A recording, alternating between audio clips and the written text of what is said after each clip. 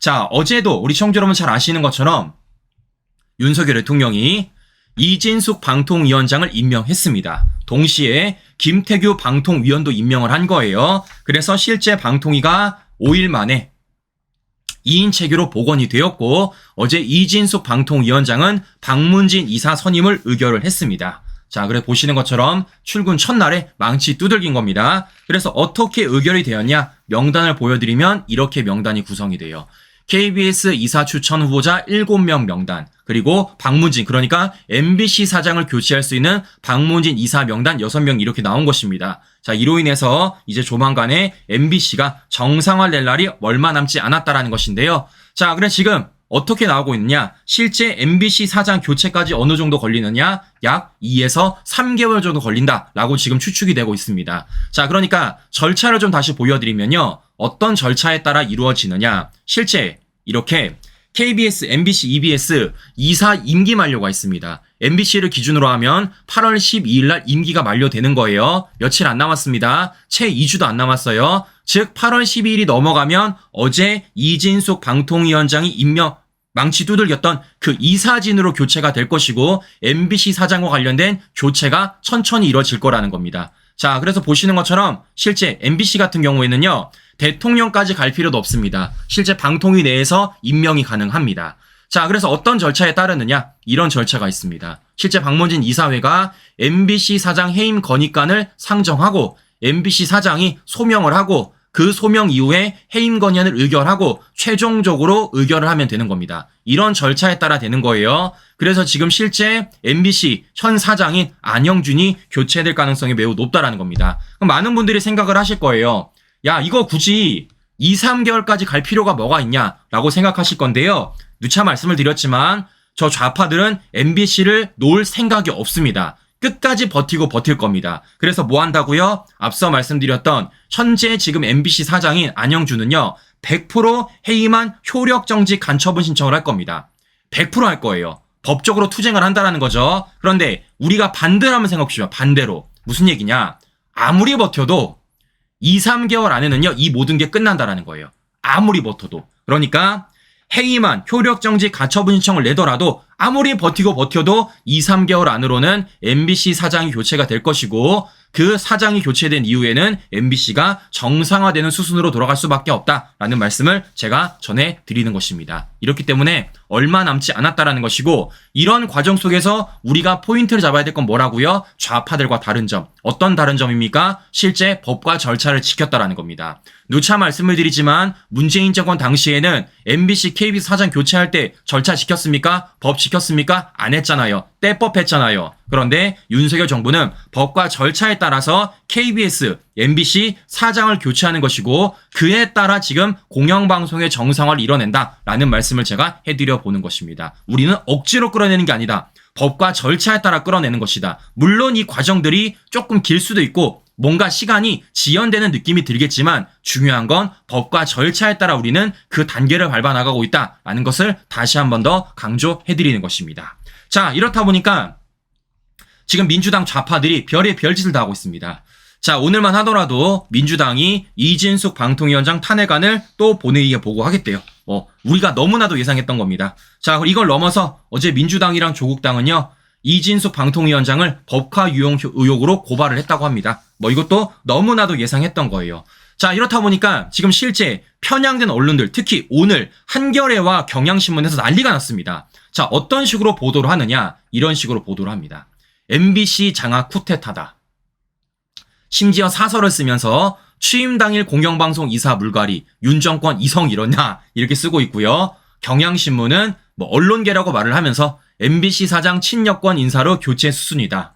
더 나아가 언론계는 역사의 치욕이다. 심지어 사설글에는요. 이진숙 임명, 방송 이틀망, 정치 파국이 윤 대통령 뜻인가? 라는 식으로 얘기를 하고 있다는 겁니다. 자, 그래서 제가 우리 시청자로 딱 하나 보여드린 게 있었죠. 뭐라고요? 문재인 정권에는요. 문재인 정권이 만들어진 지 8개월 만에 KBS, MBC 사장 교체했다고 말씀을 드렸습니다. 근데 이 당시에 법 지켰습니까? 절차 지켰습니까? 안 지켰잖아요. 제가 우리 시청자 여러분들에게 그래서 뭐 보여드렸습니까? 실제 문재인 정권 당시 만들었던 문건 보여드렸잖아요. 어떤 문건? 바로 방송 장악 문건 제가 보여드리지 않았습니까? 실제 이들이 얼마나 조직적으로 방송을 장악하려고 했는지 그 과정 속에서 MBC 사장, KBS 사장, 더 나아가 이사진들을 어떻게 바꾸려고 했는지 제가 문건 보여드리지 않았습니까? 실제 민주당은 어떤 일을 할 것이고 더 나아가 민노총사나 언론 노조들은 어떤 역할을 할 것이고 그 과정 속에서 사장을 어떻게 바꿀 거고 이사진은 어떻게 바꿀 건지 제가 문건 보여드렸잖아요. 네, 이런 문건이 있음에도 불구하고 지금 뭐 하는 겁니까? 저 좌파들은 난리법석을 부리고 있다라는 말씀을 해드려 보는 것입니다. 자, 이렇기 때문에 중요한 건 뭐겠습니까? 이와 관련돼서 우리는 법과 절차에 따라 이 하나하나 정상화되는 것이고 저들은 법이란 법은 다 어기고 절차란 절차는 다 어기면서 방송 장악을 해왔다라는 겁니다. 이렇기 때문에 우리는 저 민주당 좌파들이 뭐라고 떠들던 간에 우리는 법과 절차에 따라 했다라는 것을 다시 한번 강조하는 게 중요하지 않을까라는 말씀을 제가 해드리는 것입니다. 자, 중요한 건 이제 이런 거예요. 자, 그러면 지금 앞서 말씀드린 대로 민주당 좌파들이 이제 뭐 하겠다고요? 또다시 탄핵을 하겠다고 지금 엄포를 놓고 있다라는 것입니다. 또다시 탄핵을 하고 있다고요. 자, 그런데 이번에는 우리가 조금 생각을 달리 해야 된다라는 거예요. 자, 무슨 얘기냐? 지금 들리기로는 이번에는 이진숙 방통위원장이 사퇴를 안 하겠다라는 겁니다. 왜냐? 누차 말씀드렸지만 이거 헌재에 넘어가는 순간 어떻게 되겠습니까? 당연히 인용이 될 수가 없습니다. 당연히 기각이나 각하가 될 거예요. 그럼 뭐가 되겠습니까? 지금까지 민주당 좌파들이 이진숙 방통위원장을 공격했던 그 명분들이 완벽하게 깨져버리는 것이죠. 그로 인해서 우리가 뭘 할 수 있습니까? 실제적으로 역공을 펼칠 수가 있다라는 거예요. 그렇기 때문에 어제 MBC 사장을 교체할 수 있는 이사진을 망치를 두들겼고 그에 따라 MB 사장 교체될 거기 때문에 이제 중요한 건 뭐겠습니까? 민주당 좌파들의 말도 안 되는 선전선동에 대해서 우리가 헌재 판단을 받아보고 그에 따라서 실제 민주당을 향해서 또는 좌파들을 향해서 우리가 역공을 펼치는 그런 수순으로 가는 게 중요하지 않을까라는 말씀을 해드리는 것입니다. 그래야지만 어떻습니까? 더 이상 이러한 악순환의 고리가 연결되지 않을 거라는 거죠. 악순환의 고리가. 그러니까 윤석열 대통령이 임명하고 민주당이 탄핵안 내놓고 또 사퇴를 하면 이게 언제까지 이러냐고요. 언제까지. 그렇게 되면 실제 방통위 업무가 얼마나 마비되겠습니까? 이렇기 때문에 이와 관련돼서 악순환의 고리를 끊기 위해서라도 이번에는 우리가 헌재 판단을 받아보는 것이고 그에 따라 우리가 역공을 펼치는 게 이번에 중요한 과정이지 않을까라는 말씀을 해드리는 것입니다. 자, 그래서 저는 이런 말씀을 드려보고 싶어요. 자, 우리는요, 목격을 했습니다. 어떤 걸 목격을 했냐. 실제 이진숙 방통위원장이 임명되는 그 과정들을 우리는 목격을 했어요. 자, 아시는 것처럼 정말 있는 거 없는 거 탈탈 털었습니다. 사실상 저 좌파들이 이진숙이란 사람의 뭡니까? 거의 인생 전체를 다 털었어요. 인생 전체를. 하다마다 못해가지고 파리바게트 4,000원 법인카드까지 털지 않았습니까? 네? 그럼에도 불구하고 이진숙 방통위원장을 버텨냈던 것이고 그에 따라서 MBC 사장을 교체할 수 있는 어제 망치를 두들겼던 것입니다. 자, 중요한 건 그래서 이런 말씀을 드려보는 겁니다. 자, 결국에는요, 뭐가 필요한 겁니까? 저 좌파들과 싸움에 있어서는요, 저는 누가 뭐라 그래도 배짱이 필요하다고 생각합니다. 더 나아가 뚝심이 필요하다고 생각을 해요. 그러니까 좌파들은 계속 흔들어요. 계속 흔듭니다. 단독 보도 때리고 뭐 의혹 제기하고 선전선동 해가면서 계속 사람을 흔듭니다. 근데 중요한 건 뭐겠습니까? 거기에 흔들리지 않는 게 중요하다라는 거예요. 거기에 흔들리지 않는 게. 자, 그런데 우리 기억하시겠지만요. 우리는 지난 총선 과정에서도 그런 흔들림을 굉장히 많이 당했어요. 기억하시겠지만 별의 별 단독 다 때리면서 별의 별 사람들 다 흔들지 않았습니까? 그런 과정 속에 우리는 실제 공선이 취소되는 과정들도 봤고요. 그런 과정 속에서 우리 우파 국민들이 굉장히 많은 상처를 입었습니다. 근데 잘 보세요. 이진숙 방통위원장 임명되는 과정 속에서 얼마나 사람을 마녀 사냥했습니까? 얼마나 흔들어냈냐고요. 그럼에도 불구하고 뚝심 있게 버틴 겁니다. 뚝심 있게 버텨낸 거예요. 그러니까 어떻습니까? 우리가 하고 싶어하는 결과물 만들어내는 것 아니겠습니까? 결과물.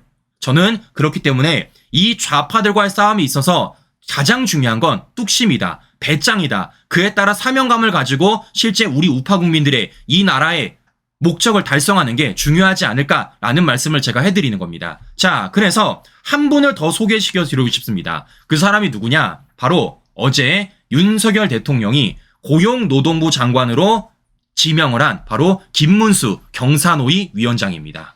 자, 우리 아시는 분은 아시겠지만요. 김문수 위원장도요, 뚝심 하나는 끝내주는 분입니다. 자, 어제 이렇게 지명이 되자마자 바로 민주당 좌파들의 노란 봉투법과 관련돼서 반대 의사를 분명하게 표명을 한 거예요. 자, 이렇다 보니까 저기 좌파 진영이 지금 난리가 났습니다. 자, 지금 민주당 자체도 뭐라고 말하고 있느냐? 인사 참사다. 뭐 극우의 노동부를 넘기겠다는 것이다. 라고 말하고 있고, 민주노총도 반노동 인사 참사다. 이런 얘기하고 있습니다. 실제 오늘 한겨레 경향을 보더라도요. 자, 어떤 식으로 얘기를 하고 있느냐? 뭐 이런 식으로 얘기를 하고 있어요.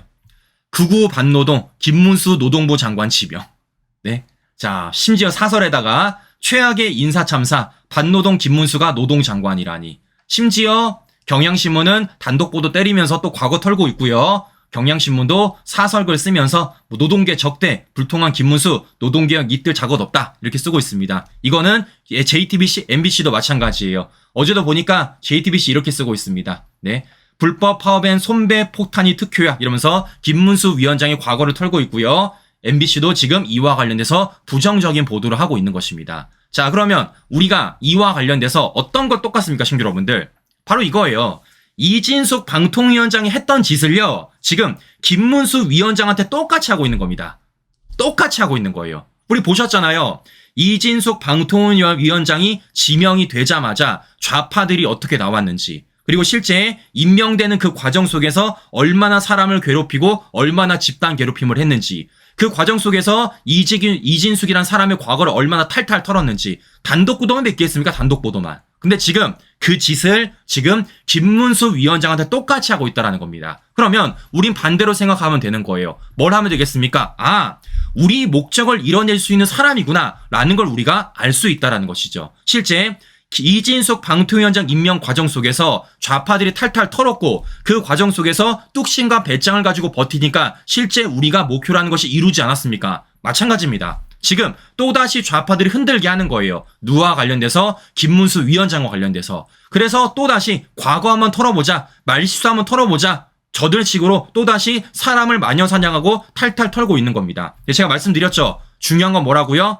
뚝심과 배짱이라는 겁니다. 그런데 저는 개인적으로 이진숙 방통위원장의 뚝심과 배짱도 대단하지만 저는 김문수 위원장의 뚝심과 배짱도 못지않다고 생각을 해요. 왜냐? 우리는 목격을 한 적이 있습니다.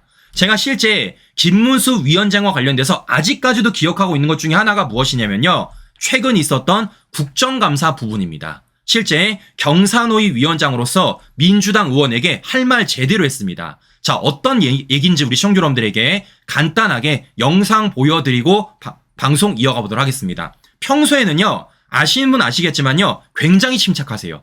굉장히 침착하시고 굉장히 젠틀하십니다. 근데 중요한 건 뭐냐면 저 좌파들이 억지를 부릴 때는요, 할 말은 제대로 하신다는 겁니다. 자, 어떤 일이 있었는지 우리 시청자 여러분들에게 간단하게 영상 보여드리고 방송 이어가 보도록 하겠습니다. 저는 이게 아직도 기억이 나요. 아니, 대통령이 그만두라 그러면 그만두겠습니다만은 의원님이 그만두라 그런다고 해서 물어보잖아요. 제가 그만두라 할 권리는 없죠. 없습니다. 예? 그럴 생각은 전혀 없으시죠. 그런 말씀도 함부로 하시면 안 됩니다. 일단 물어보는 거 아닙니까? 아무리 국정감사지만 그런 식으로 함부로 말씀하시면 되겠어요? 뭘 함부로 얘기해 물어보는 거지. 왜 자꾸 거짓말 안 해서 왜 거짓말 한다 그래요? 아니, 왜 거짓말 한다? 김문수 위원장님, 멀쩡한 사람을 왜 거짓말 한다? 국정감사에 제가 대해서 무슨 거짓말을 합니까? 국정감사는 거짓말을 한다고 그렇게 함부로 몰아붙이면 됩니까? 네, 노웅래 의원님 정리해 주십시오. 네. 아니, 의원님은 국정감사위원으로 품격을 지켜야지. 위원장님, 왜 비방민을 경사도의 위원장님, 제가 무슨 거짓말을 했어요? 책임지라는데 책임진다는데 왜 거짓말 한다 그래요? 자, 보셨죠, 여러분들? 네, 김문수 위원장 전투력 보통 아닙니다.